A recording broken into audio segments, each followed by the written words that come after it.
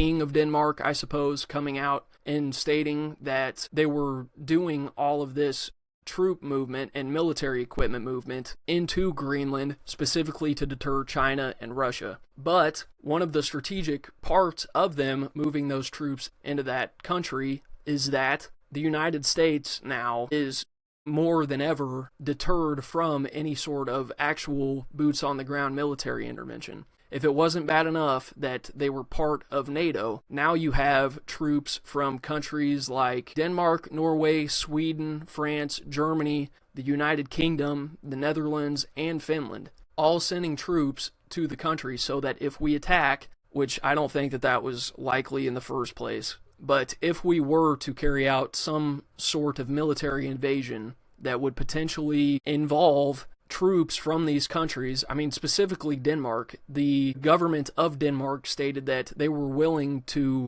go to war. They would not tolerate any U.S. aggression on their shores, and that they would strike first if need be. And so now that you have all of these other European countries there, if we were to do any sort of invasion that would result in some form of troop casualties, well, now we've effectively just killed troops that are a part of almost every single country within the European Union. Insofar as that goes, we would have effectively attacked all of NATO. Following this, Trump announced that the USA will put 10% tariffs on all goods from Denmark and a number of European countries on February 1st for sending troops to Greenland. He said, quote, "Because of the Golden Dome and modern-day weapon systems, both offensive and defensive, the need to acquire is especially important. Therefore, it is imperative that, in order to protect global peace and security, strong measures must be taken so that this potentially perilous situation ends quickly and without question.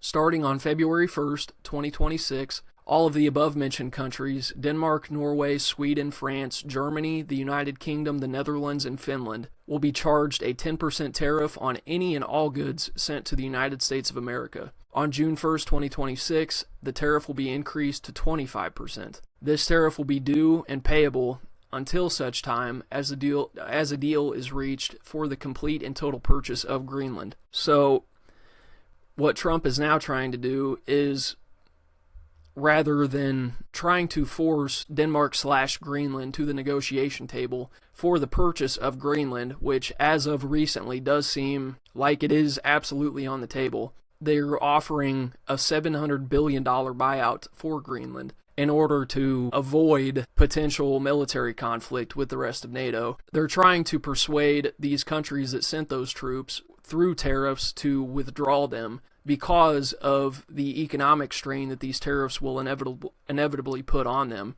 They're trying to persuade them to now withdraw their troops and finish up negotiations for the full-blown purchase of Greenland. So, once again, even without the rest of these troops there, even after they withdraw, I do not believe that any form of legitimate military intervention is likely. Trump's talking a big game to force them to the table and get this deal done. Now, do I want to spend $700 billion on Greenland? I don't understand who in the hell that would potentially benefit other than Fortune 500 companies within America. That might be good for some people's Roth IRAs, but for the average citizen, that will amount to next to nothing. It may amount to mining jobs for people within Greenland. The only economic benefit through the mineral wealth that could be potentially outputted in the future would be absorbed by Fortune 500 companies that can afford to send the equipment and the necessary resources there to actually start extracting that wealth. Now, to reiterate the point that the likelihood of us actually doing some form of military intervention is not likely, House Speaker Mike Johnson said today that he does not foresee U.S. military intervention in Greenland, also stating that diplomatic channels is the way to go, and the president is merely playing chess, which is what I had said in my last podcast. If we were to be extremely serious about actually doing some form of military intervention in Greenland, or we were to outright withdraw from NATO, that in and of itself would force those troops to withdraw, because the second that we withdraw from NATO, all of these countries that we have troops stationed in that we spend hundreds of billions of dollars protecting, they would then have to start completely holding up their side of the bargain and fully securing their own borders.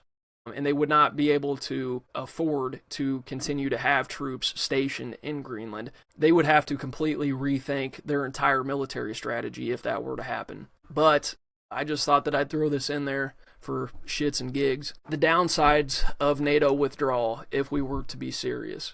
So, firstly, allies would question U.S. reliability, which could potentially unravel other security agreements that we have with other countries, whether it be Japan, South Korea, Australia, and that could lead to a cascade where nations hedge to align with our adversaries as opposed to with America, and that could isolate us diplomatically. It would also boost, well, it's not certain, but it would almost certainly boost aggression by our adversaries. Russia could potentially accelerate territorial grabs in Europe, as they're already doing, especially if the United States was to start to not defend countries like Ukraine, although with the hundreds of billions of dollars that we currently have tied up in it, and the mineral deals that we've signed for future use once the war is settled, I highly doubt that we would stop defending Ukraine. But if we were to stop defending the rest of Europe, who's to say that Russia would not start aggression with former Soviet states, whether it be Latvia, Estonia, Lithuania? China could also potentially grow bolder in Asia. If once we withdraw from NATO, these countries that we have other security pacts with, whether it's Japan or Korea, who's to say that China doesn't move in aggressively in these, especially like Korea or Japan, countries that they have had historically long-standing conflicts with, whether it be in the most recent Korean Wars, in which you had America backing South Korea and you had China as a communist state backing North Korea, or in past conflicts throughout the 1800s and early 1900s, like the Sino-Japanese Wars. It could also diminish military projection and access, so the U.S. could potentially, and this is something that Georgia Maloney hinted at, we could lose access to U.S. bases that we currently have stationed throughout all of Europe. And that would seriously, that would arguably affect all of Europe far more than it affects us. But in future conflicts, it would seriously be detrimental to our ability to project power throughout Europe. Like I said, Georgia Maloney had mentioned this.